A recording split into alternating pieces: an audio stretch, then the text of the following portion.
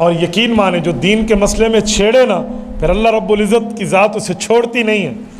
क़ासिमुल उलूम वल खैरात, बानी दारुल उलूम देवबंद, हुज्जतुल इस्लाम वल मुस्लिमीन, हज़रत इमाम मौलाना मोहम्मद क़ासिम नानोतवी रहमतुल्लाह अलैह, वक़्त के बड़े वलीउल्लाह हैं, दारुल उलूम देवबंद के बानी हैं।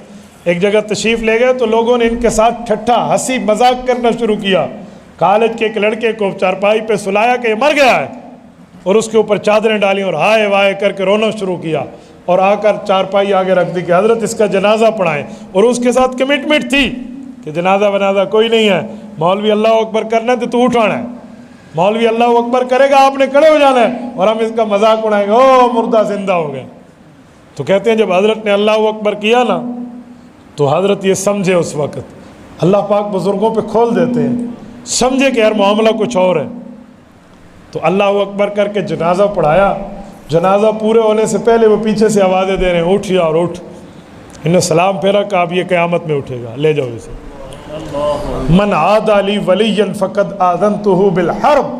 हुज़ूर पाक अलैहिस्सलाम ने फरमाया, अल्लाह का ऐलान है कि जो मेरे वली के साथ जंग छेड़ेगा ना, मेरी तरफ से उसे जंग का ऐलान है, जो किसी वली को छेड़ेगा।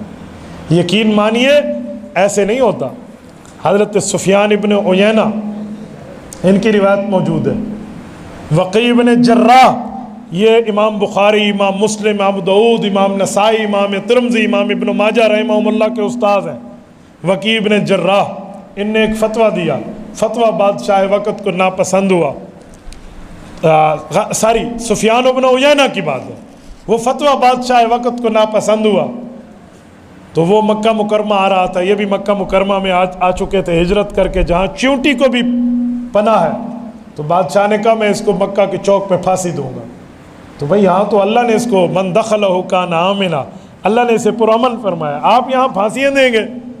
तो जब इससे पता चला ना कि बादशाह वक़्त लौ लश्कर लेकर आ रहा है, तो ये उठे और काबे का कुंडा पकड़ के अल्लाह की खिदमत में अर्ज़ किया, मेरे मौला आज तक मैंने जो मांगा है सब के लिए मांगा है, अब मैं अपने लिए मांग रहा हूँ। अब ये बंदा हरम में आ गया और इसने हदीस पाक के साहिब को जलील करना है, अल्लाह तो इसके लिए काफ़ी हो जा।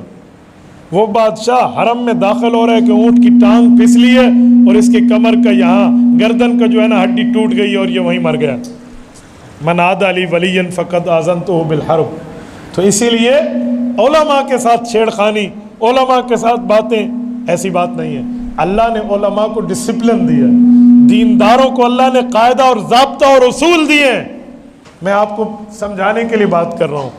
आप रावण इज्तिमा गए होंगे, लाखों बंदों का इज्तिमा होता है या नहीं होता? इन लाखों को कैसे संभाला जाता है? दीनदारों को संभालने का तरीका आता है, दीनदारों के हाथ में क़यादत उन्होंने संभालने का तरीका आता है कि कैसे संभाला जाता है। और अल्लाह ने उलमा को डिसिप्लिन से नवाजा है।